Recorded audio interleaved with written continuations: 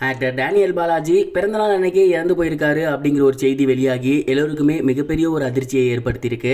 அது என்ன அப்படிங்கிறதான் இந்த ஒரு வீடியோவில் நம்ம பார்க்க போகிறோம். தமிழ் சினிமாவில் உள்ள வெர்சடைல் ஆக்டரில் ரொம்பவே முக்கியமான ஒரு ஆக்டர் தான் டேனியல் பாலாஜி. இவர் ஏகப்பட்ட படங்கள் தமிழில் பண்ணியிருக்காரு, தெலுங்குலையும் பண்ணியிருக்காரு. நேற்று மாரடைப்பு காரணமாக டேனியல் பாலாஜி அவர்கள் இறந்து போயிருந்தார். இது எல்லோருக்கும் மிகப்பெரிய ஒரு பேரதிர்ச்சியை ஏற்படுத்தி இருந்துச்சு. இந்த ஒரு நிலையில் நேற்று தான் டேனியல் பாலாஜியோட பர்த்டே அப்படிங்கிறது தெரிய வந்திருக்கு. அவரோட சர்டிஃபிகேட்ஸ் எல்லாத்துலயுமே டிசம்பர் 2 அப்படின்னு தான் இருக்கு. ஆனா அவரோட ஒரிஜினல் பர்த்டே அப்படிங்கிறது நேத்து தானாமா. அண்ட் இந்த ஒரு விஷயம் அவங்களோட ஃபேமிலி மெம்பர்ஸ் மற்றும் க்ளோஸ் சர்க்கிளுக்கு மட்டும்தான் தெரியும். அந்த ஒரு காரணத்தினால நேத்து அவருக்கு கேக் வெட்டி செலிப்ரேட் பண்ணியிருக்காங்க. அண்ட் நேத்து டேனியல் பாலாஜி அவர்களுமே ஏகப்பட்ட விஷயங்கள் பண்ணலாம் அப்படின்னு இருந்திருக்காரு.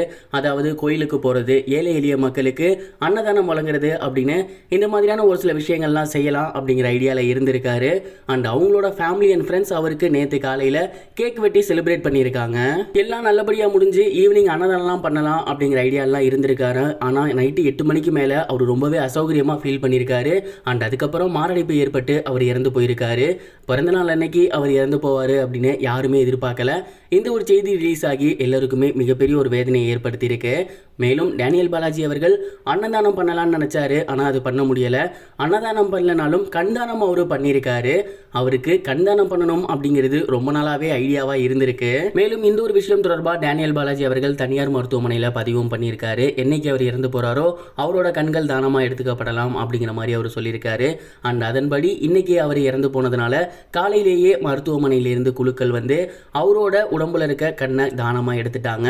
அண்ட் அது ஹாஸ்பிட்டலுக்கு போயிட்டு பத்திரமா வைக்கப்பட்டுருச்சு. டேனியல் பாலாஜி அவர்கள் இறந்து போயிருந்தாலுமே இந்த உலகத்தை அவர் எதன் வழியா பார்த்தாரோ அதன் வழியா மறுபடியும் இன்னொருத்தர் இந்த உலகத்தை பார்க்க போறாரு அப்படிங்கிற விஷயம் தெரிய வந்து எல்லோருமே டேனியல் பாலாஜியை வாழ்த்தி வந்துட்டு இருக்காங்க.